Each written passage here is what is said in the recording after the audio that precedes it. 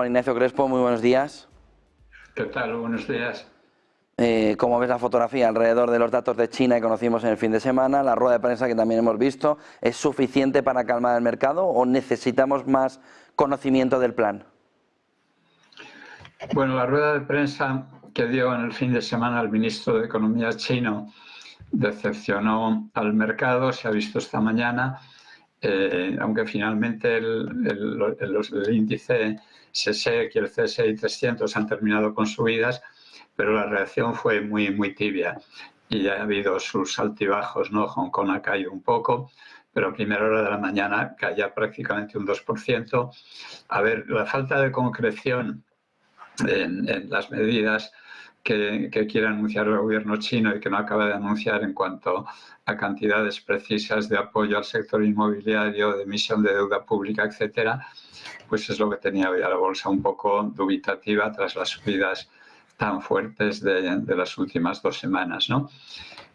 Por otra parte, pues es evidente que el modelo chino ha llegado un poco a su final, el modelo chino de crecimiento, y salvo milagro, pues van a tener que hacer cambios muy importantes.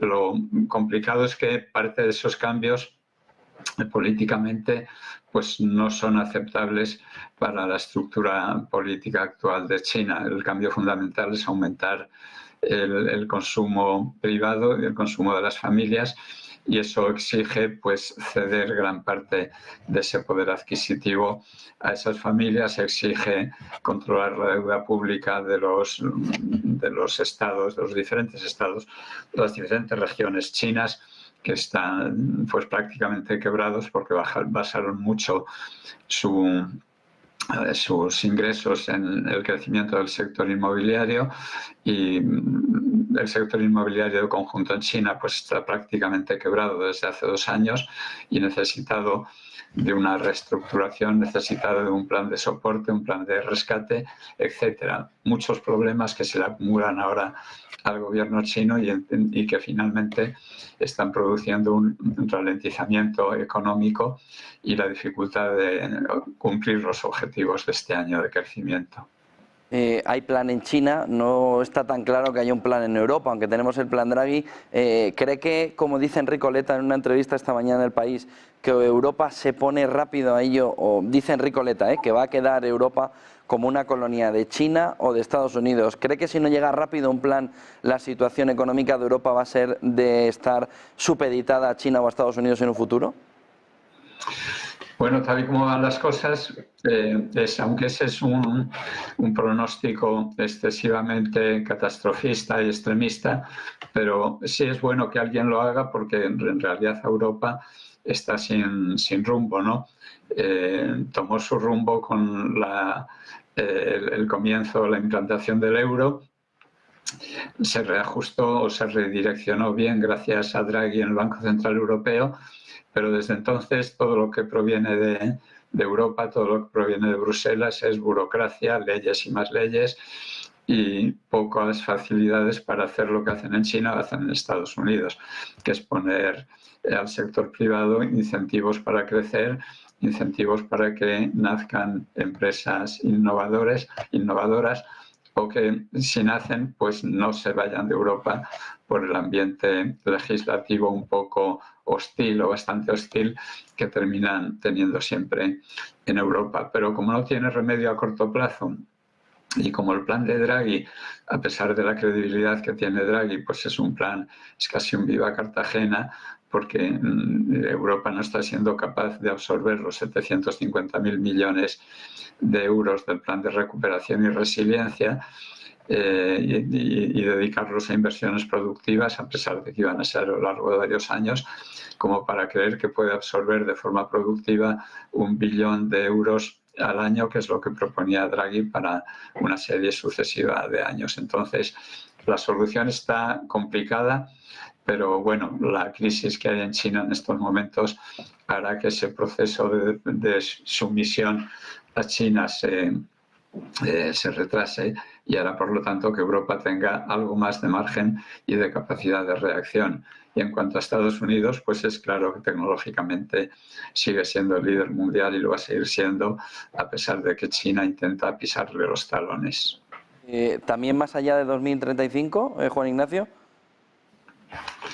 A ver, lo de 2035, ¿qué referencia es?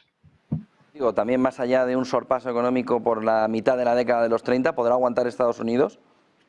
Ah, sí, sí, vamos, eso, a ver, lo importante es el PIB per cápita, ¿no? China con 1.200 millones de habitantes, pues es evidente que a poco que crezca su PIB per cápita, pues va a superar a Estados Unidos antes o después.